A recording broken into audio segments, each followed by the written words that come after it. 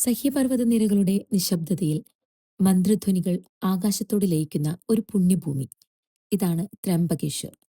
മഹാരാഷ്ട്രയിലെ നാസിക്കിന് സമീപം പവിത്രമായ ഗോദാവരി നദിയുടെ ഉദ്ഭവസ്ഥാനത്ത് കാലാതീതമായി നിലകൊള്ളുന്ന ഒരു മഹാശിവാലയം.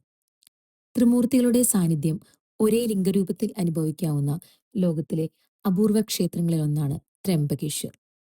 ബ്രഹ്മാവ്, വിഷ്ണു, മഹേശ്വരൻ, സൃഷ്ടി, സ്ഥിതി, സംഹാരം മൂന്നും ഒന്നായി ലയിക്കുന്ന ശിവന്റെ ദിവ്യരൂപം.